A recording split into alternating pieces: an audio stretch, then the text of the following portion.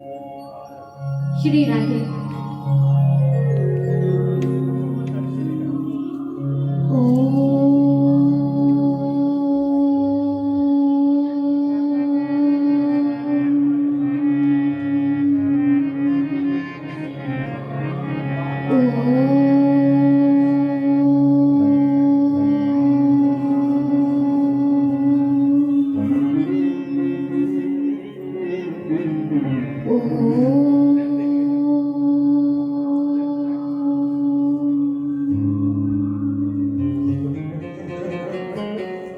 कृष्णा तीरे कोकिला किलिकिरे गुंजा पुंजे देव पुष्पादि कुंजे कम्बुग्रीवौ चित्तबाहौ चलन्तौ राधा कृष्णौ मङ्गलं मे भवेताम् अतिशि कुसुमो पमेयकान्ते यमुना कूलकदम्ब मध्यवर्ती नवगोपवधू विलासशाली वनमाली वितनोतु मङ्गलानि परीकरीकृत पीतपटं हरिं शिखि किरीटनतीकृत कन्धरं लकुटवेणु करं जलकुण्डलं पटुतरं नटवेषधरं भजे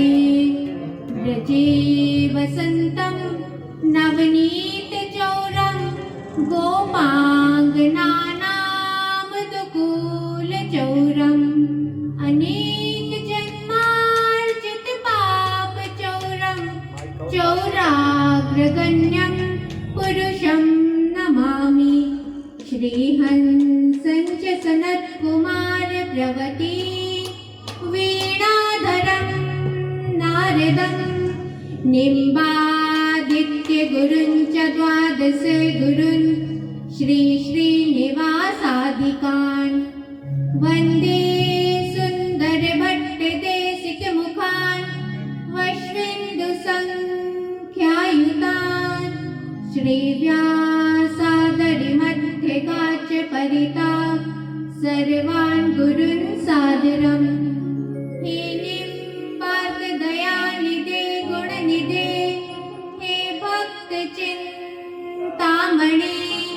हे आचार्य शिरोमणे मुनिगणे रामेक्यपादाम्बुज हे सृष्टिस्थितिपालक प्रभवना हे नाथ मायाधिपे हे गोवर्धन कन्दरालय विभो मां पाहि सर्वेश्वर कस्तूरी तिलकं ललाटपटले वक्षस्थले कौस्तुभं नासाग्रे वरमुक्तिकङ्कणतले वेणुकरे कङ्कणम् सर्वाङ्गे हरिचन्दनं सुललितं कण्ठे च मुक्तावले गोपस्त्रीपरिवेष्टितो विजयते गोपालचूडामणि भक्त भगवन्त गुरु चतुरनाम बपुए तिनके पदवन्दन किए नाशत विघ्न अनेक नाशत विघ्न अनेक।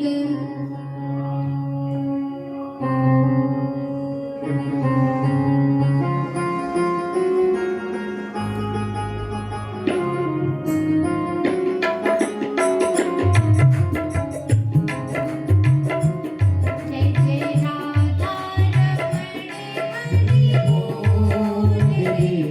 जय जय राधा रमण हरि बोल।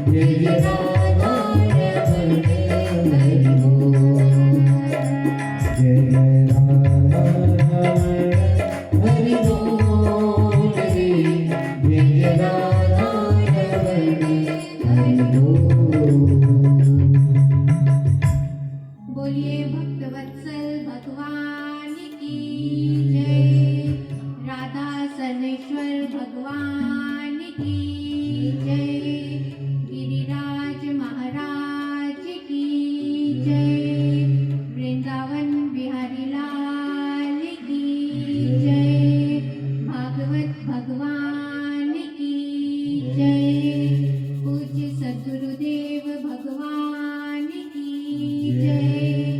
जय जय श्री राधे श्याम।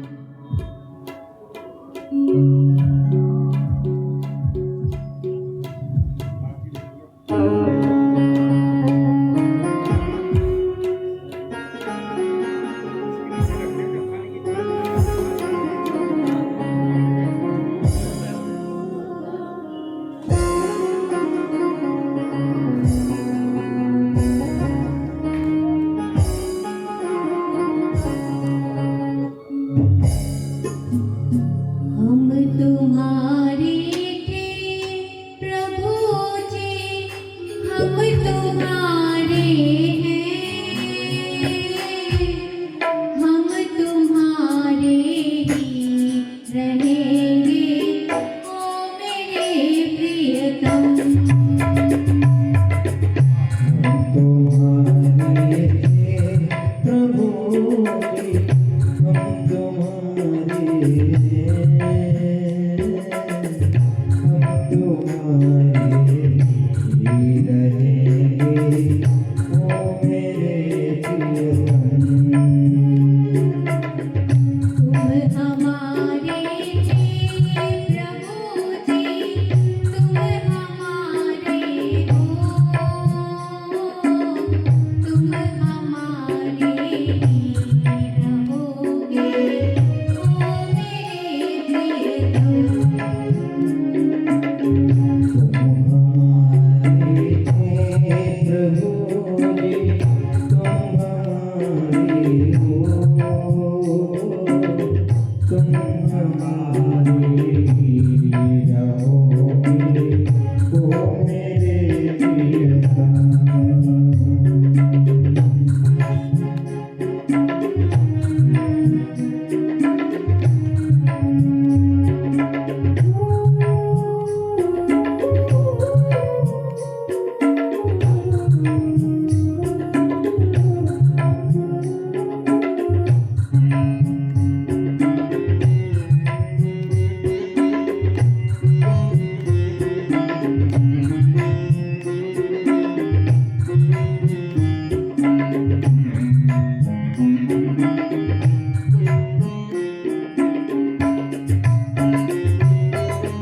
तुम्हें छोड़ सुने नंद दुलारे, कोई ना मीत हमारो।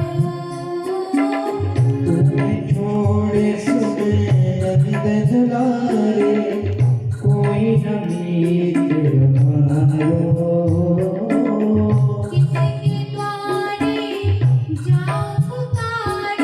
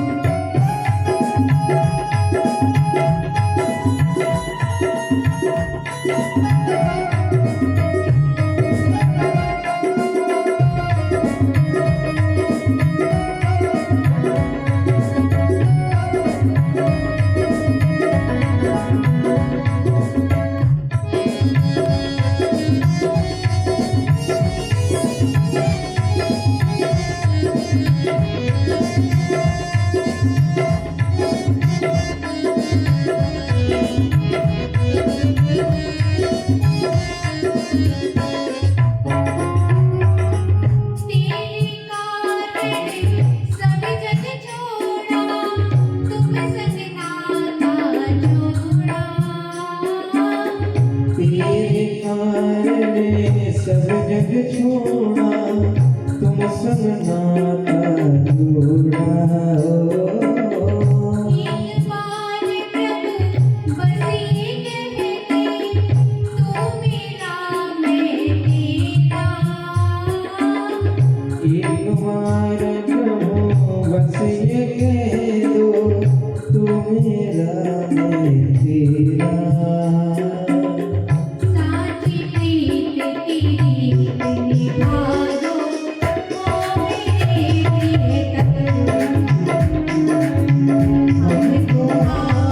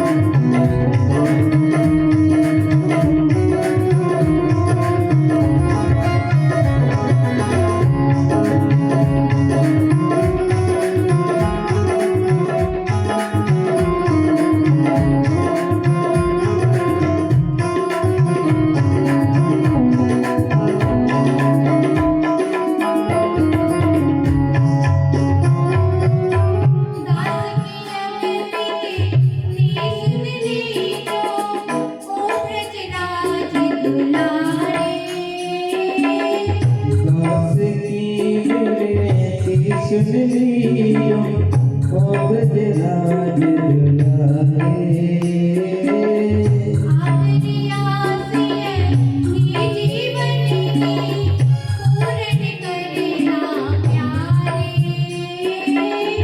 आखिरी आस यही जीवन की पूर्ण करना प्यारे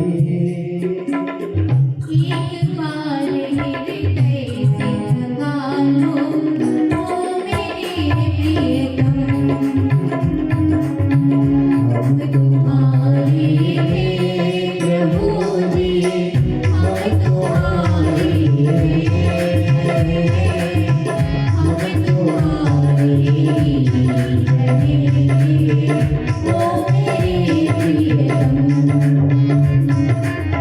तुम हमारे प्रभु जी तुम हमारे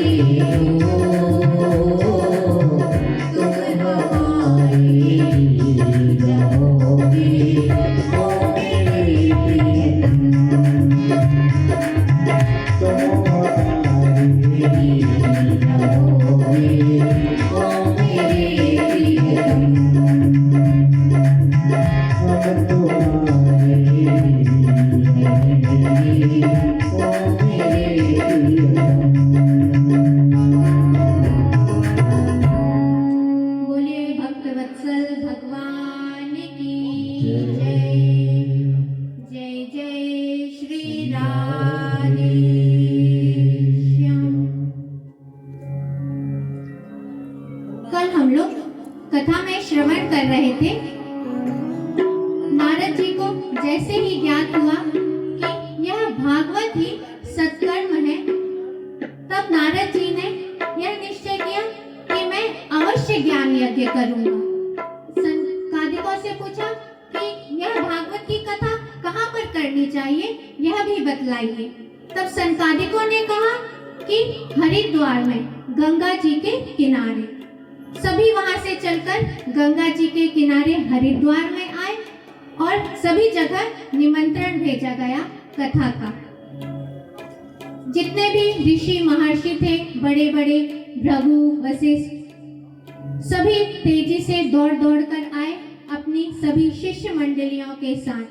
सभी देवता, गंधर्व, दानव भी आए थे कथा का श्रवण करने के लिए। हिमालय आदि जितने भी पर्वत हैं वह सब मूर्तिमान होकर कथा का श्रवण करने के लिए आए थे। पुष्कर आदि जितने भी सरोवर हैं वह सब भी कथा का श्रवण करने के लिए वहां पर उपस्थित थे।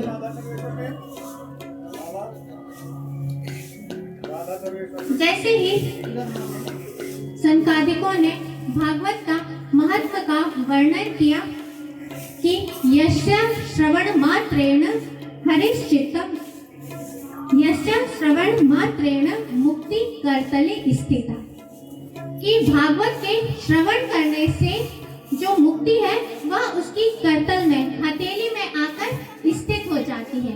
इसीलिए सदा सेव्या श्रीमद्भागवती कथा यस्य श्रवण मात्रेण हरिश्चित्तम समाश्रय। इसीलिए हमेशा ही भागवत की कथा का श्रवण करना चाहिए। कोई दिन या तिथि का निर्धारण ना करें, हमेशा ही सुने। उससे क्या होगा? भगवान उसके हृदय में आकर बैठ जाएंगे और भगवान उसके हृदय को अपना निवास स्थान बना लेंगे। यह भागवत क्या है? इसमें 18,000 श्लोक है, 12 स्कंद है। यह जीव तभी तक इस संसार चक्र में भटकता है जब तक उसने अपने कानों के द्वारा एक क्षण के लिए भी इस भागवत की कथा का श्रवण ना किया। अश्वमेध सहस्त्राणि वाजपेयी शतानि च, हजारों अश्वमेध यज्ञ, सैकड़ों वाजपेयी यज्ञ भी इस भागवत संहिता की बराबरी नहीं कर सकते। ना गंगा ना गया काशी, पुष्करम ना प्रयागकम। गंगा आदि जितनी भी नदियां हैं, पुष्कर आदि जितने भी तीर्थ हैं, प्रयाग, वह सब भी इस भागवत की बराबरी नहीं कर सकते हैं। जिसे मोक्ष के प्राप्ति की इच्छा हो उसे भागवत का आधा श्लोक, 1/4 श्लोक का नियम पूर्वक पाठ करना चाहिए। और जिसके घर पर गाय की पूजा होती है, तुलसी का सिंचन होता है, भगवान के नाम का कीर्तन होता है और भागवत का नित्य नियम पूर्वक पाठ होता है, वहां पर भगवान हमेशा ही निवास करते हैं। जब भागवत गर्जना करता है तब कल्याण प्राप्ति के जितने भी साधन हैं वह सब छोटे हो जाते हैं। सनकादिक कह रहे हैं कि बहुत से शास्त्र सुनने की जरूरत नहीं है, बहुत से पुराणों को सुनने की जरूरत नहीं है, यह सब भ्रम उत्पन्न करते हैं।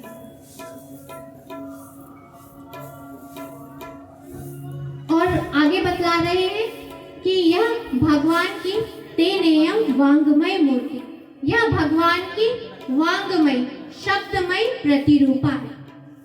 इसमें 12 स्कंद हैं। प्रथम और द्वितीय स्कंद को भगवान के चरण कहा गया है। तृतीय और चतुर्थ स्कंद को भगवान की दोनों जंघाएं कहा गया है। पंचम स्कंद को भगवान का नाभिक क्षेत्र कहा गया है। छठे स्कंद को भगवान का हृदय कहा गया है। सप्तम और अष्टम स्कंद को भगवान की दोनों भुजाएं कहा गया है। नवम स्कंद को भगवान का मुख कहा गया है। दसम स्कंद को भगवान के दोनों नेत्र कहे गए। एकादश स्कंद को भगवान का ललाट कहा गया है और द्वादश स्कंद को भगवान का मस्तक कहा गया है। इस प्रकार यह भगवान की वांगमय शब्दमय प्रतिरूपा है। इसके श्रवण से, पाठ से पापों की मुक्ति होती है। इस प्रकार सनकादिक भागवत की महिमा का श्रवण कर रहे थे, सुना रहे थे और नारद जी कथा का श्रवण कर रहे थे हरिद्वार में, और भक्ति ज्ञान वैराग्य दुखी थे वृंदावन में। यह भागवत ऐसी दवा है, इसका सेवन दूसरा करता है और रोग दूसरे का दूर होता है, दुख दूसरे का दूर होता है। दुखी थे भक्ति ज्ञान और वैराग्य, और इस कथा का श्रवण कर रहे थे नारद जी हरिद्वार में।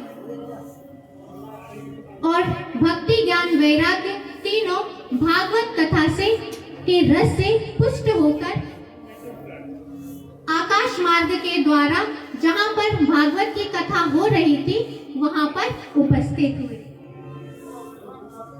भक्तेषु तौ तौ तरणौ गृहीत्वा प्रेमैक रूपा सहसा विरासीत् श्री कृष्ण गोविंद हरे मुरारे नाथेति नामानि मुहुर्वदन्ति। भक्ति ज्ञान वैराग्य तीनों भगवान नाम का संकीर्तन करते हुए श्री कृष्ण गोविंद हरे मुरारे हे नाथ नारायण वासुदेवा, इस प्रकार भगवान के नाम का उच्चारण करते हुए जहाँ पर कथा हो रही थी उस पंडाल में मूर्तिमान होकर खड़े हो गए और सभी के सामने हाथ जोड़कर पूछने लगे कि अब हम लोगों को रहने के लिए कोई स्थान बतलाइए। सनकादिकों ने कहा, भक्तेषु गोविंद स्वरूप करत्री भवरोग हंत्री। भक्ति तुम भगवान के स्वरूप को प्रदान करने वाली हो, इस भव रोग को मिटाने वाली हो। इसीलिए यहाँ पर जितने भी श्रोता भागवत की कथा का श्रवण कर रहे हैं उन सभी के हृदय को तुम अपना निवास स्थान बना लो। तो भक्ति ने जितने भी कथा का श्रवण कर रहे थे भक्त, उनके हृदय को भक्ति ने अपना स्थान बनाया। एक बार संतों की सभा लगी हुई थी, उस सभा में यह प्रश्न उठा कि सबसे बड़ा कौन है। एक संत ने कहा कि सबसे बड़ी है यह पृथ्वी, क्योंकि इस पृथ्वी ने हम सभी को धारण किया हुआ है। दूसरे संत ने कहा कि उससे भी बड़ा है यह समुद्र, क्योंकि समुद्र के ऊपर ही पृथ्वी स्थित है, इसीलिए यह समुद्र बड़ा हुआ सबसे बड़ा।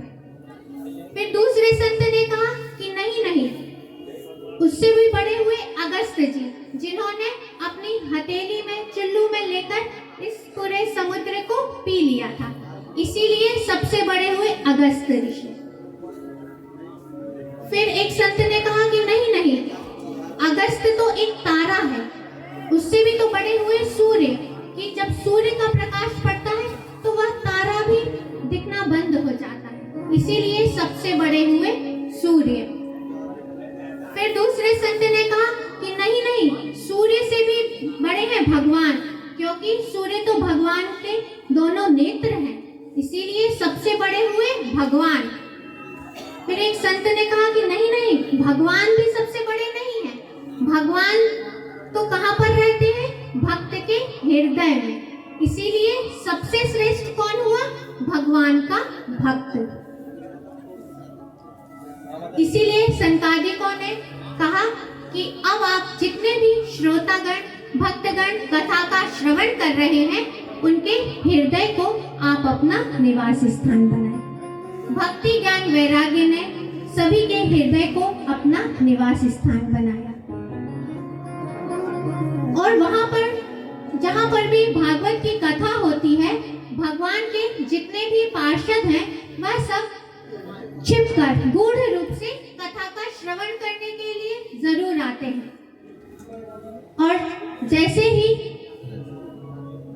भक्ति ने जैसे ही सभी के हृदय को अपना निवास स्थान बनाया, भगवान का मन अब वैकुंठ में नहीं लगा और भगवान निज लोकम परित्यज्य भगवान भक्त वत्सला, और भगवान ने अपने वैकुंठ लोक का परित्याग करके जहाँ पर भागवत की कथा हो रही थी वहां पर अवतरित हो गए। भगवान के अवतरित होते ही भगवान के जितने भी पार्षद गूढ़ रूप से छिपकर कथा का श्रवण कर रहे थे वह सब भी प्रकट हो गए और भगवान के पार्षदों के प्रकट होते ही वहां का जो वातावरण था वह बड़ा ही दिव्य हो गया, आनंद से भर गया।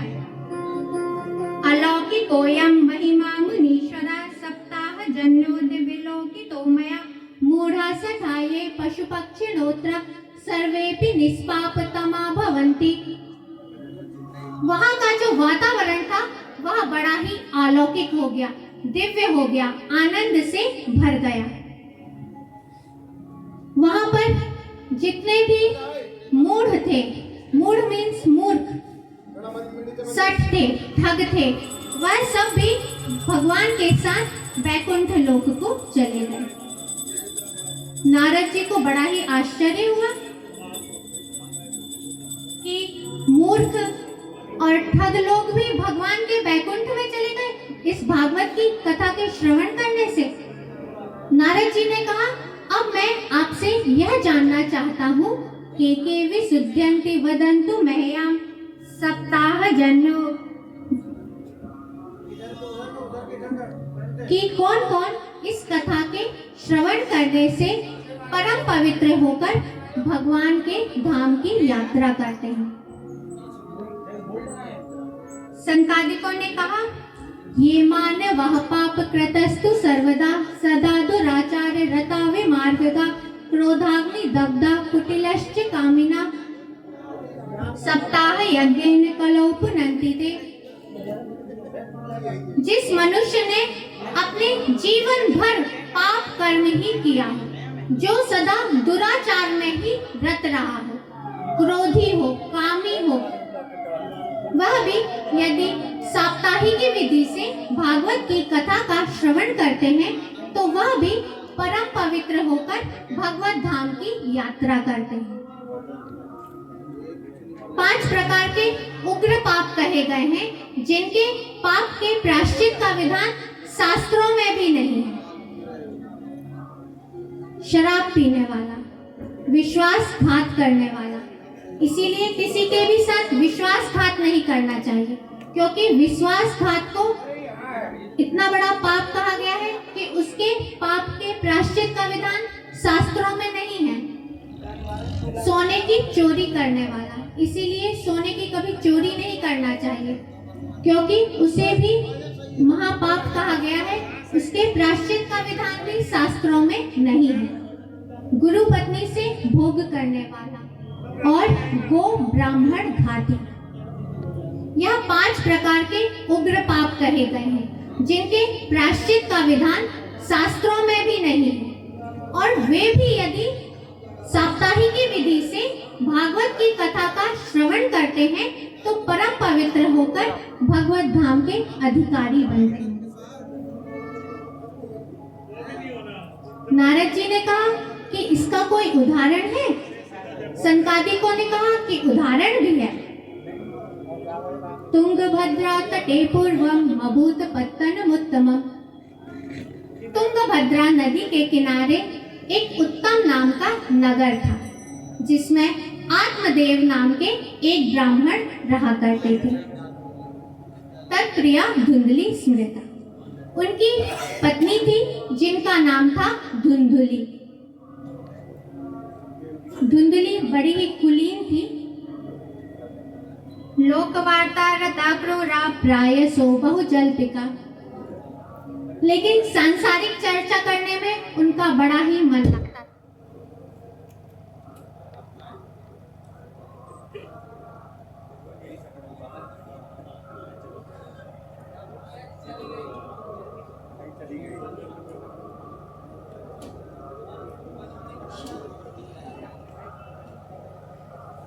श्री राधे।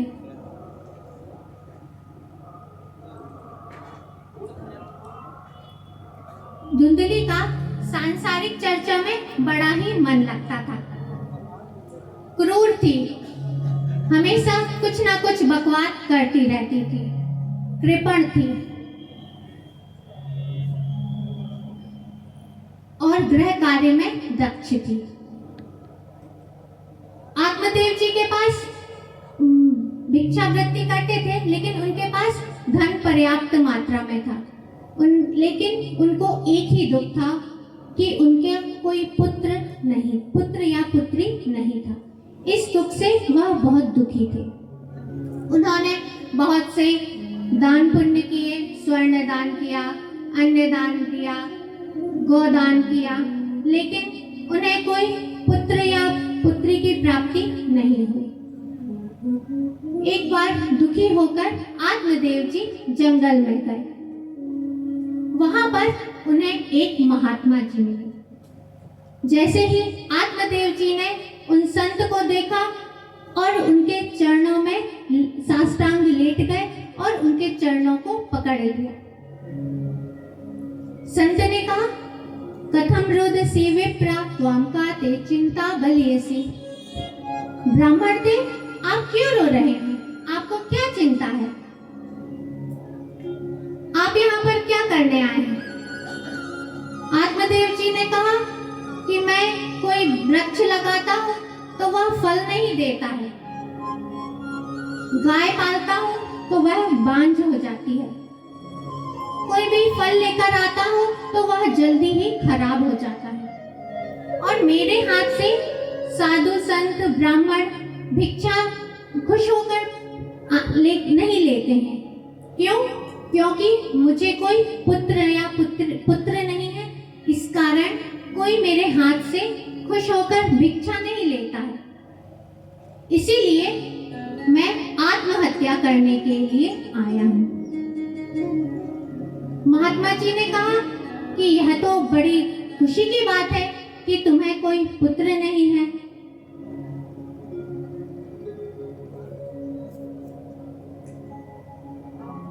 आत्मदेव जी ने कहा कि नहीं, मुझे तो पुत्र चाहिए, नहीं तो मैं आत्महत्या करूंगा।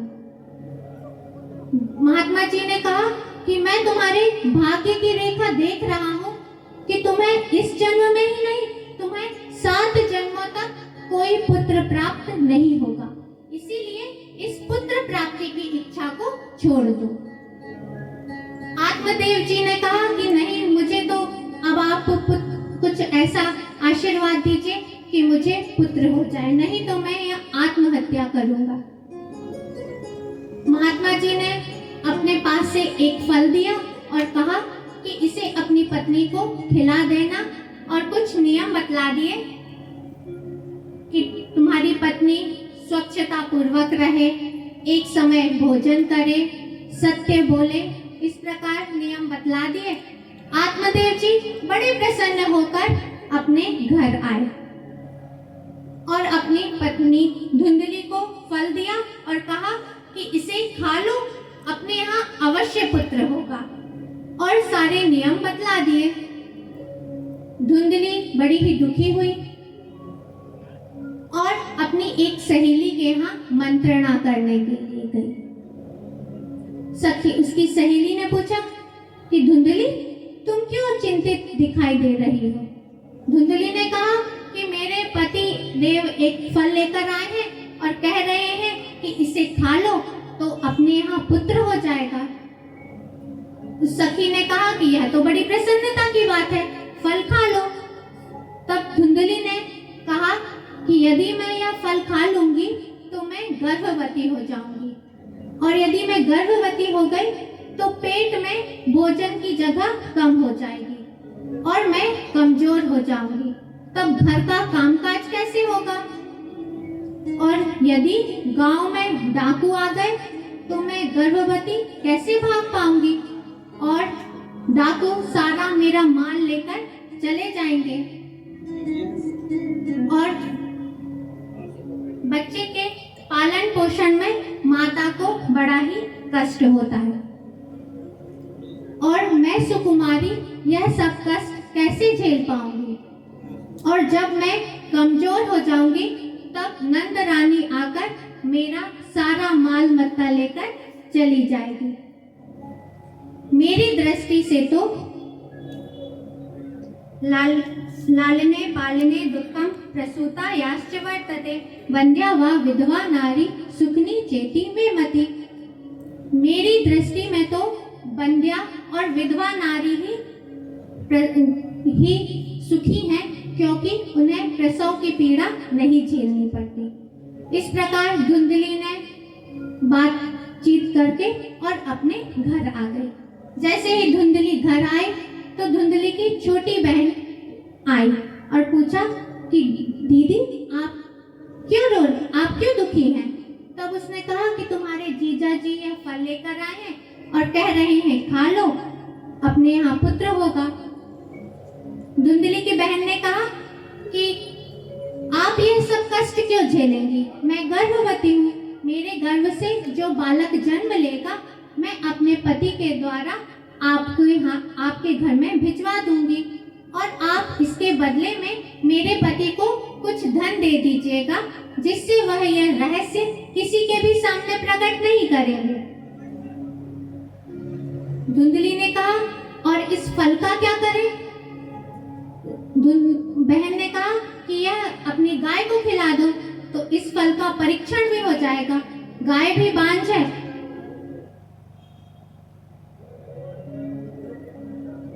फिर धुंधली ने कहा तब तक मैं क्या करूं? धुंधली की बहन ने कहा कि तब तक आप गर्भवती का स्वांग करिए, बढ़िया भोजन करिए और आराम से सुखपूर्वक घर पर रहिए। कुछ समय बीतने के पश्चात धुंधली की बहन ने एक पुत्र को जन्म दिया और धुंधली ने उसे अपने पति के द्वारा धुंधली के घर पर भिजवा दिया। उस समय आत्मदेव जी घर पर नहीं थे। धुंधली ने आत्मदेव जी को सूचना भिजवा दी कि सुखपूर्वक बालक ने जन्म ले लिया है। आत्मदेव जी बड़े ही प्रसन्न हुए और उन्होंने बड़ा ही उत्सव मनाया, बहुत सा दान पुण्य किया।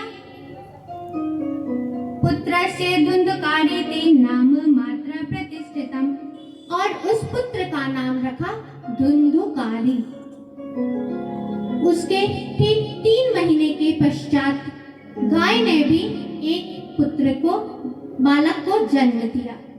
वह बालक पूरा मनुष्य की आकृति का था, लेकिन उसके जो कान थे वह गाय के कान के समान थे। सोने के समान चमकता हुआ बालक था, इतना तेज था उस बालक में। इसीलिए आत्मदेव जी ने उसका नाम रखा गोकर्ण। गोकर्ण पंडितों ज्ञानी धुंधकारी महाकला। गोकर्ण जी बड़े भारी विद्वान बने और धुंधकारी बड़ा ही दुष्ट बना। स्नान शौच क्रियाहीनो दुर्भक्षी क्रोधवर्जिता दुष्परिग्रह कर्तश्च स्वहस्तेन भोजनम। धुंधकारी था तो ब्राह्मण, लेकिन स्नान नहीं करता था। छोटे छोटे बालक खेलते रहते थे तो उन्हें ले जाकर कुएं में गिरा देता था। शव के हाथ का छुआ हुआ भोजन भी कर लेता था। चांडाल की कुत्तों की टोली बनाकर घूमा करता था और बुरी बुरी वस्तुओं का संग्रह करता था और अपने पिता का सारा धन उसने ऐसे ही खर्च कर दिया। आत्मदेव जी ने कहा कि इससे तो अच्छा था कि पुत्र नहीं होता, तभी अच्छा रहता। और एक दिन आत्मदेव जी पुनः जंगल के लिए जाने लगे। गोकर्ण जी ने देखा कि पूछा, पिताजी आप कहाँ जा रहे हैं? आत्मदेव जी ने कहा कि मैं वन में जा रहा हूँ। गोकर्ण जी ने कहा कि भजन करने के लिए? तो कहा नहीं नहीं, आत्महत्या करने के लिए। देख नहीं रहे कि यह धुंधकारी कितना दुष्ट हो गया है, अब इसके साथ कैसे रहा जाएगा? गोकर्ण जी ने कहा कि पिताजी यह संसार असार है, इसीलिए इसे अपना मानना छोड़ दे। यह मेरा पुत्र है, इस प्रकार विचार को छोड़ दीजिए। मुंचा ज्ञानम प्रजा रूपम मोहतो नरके गति। क्योंकि मोह से नरक की प्राप्ति होती है।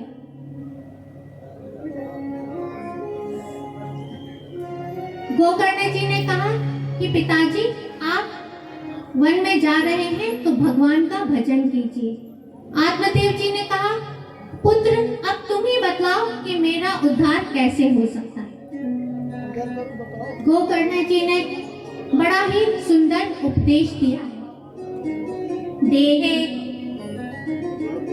देहे अस्ति मांसि रुधिरे अभिमतिं तजत्वं जाया सुता सदा ममचां विमुञ्चन् पश्यानिशं जगदिदं क्षणभङ्गुनिष्ठं वैराग राग रसिको भवभक्ति निष्ठा धर्मं भजस्व सततं त्यज लोक धर्मान् शिवस्व साधु पुरुषान् जहि काम तृष्णाम् अन्यस्य दोष गुण चिन्तनमासु मुक्त्वा सेवा कथा रसमहो नितरां पिबत्वम्। बोलिए भक्तवत्सल भगवान की जय। जय जय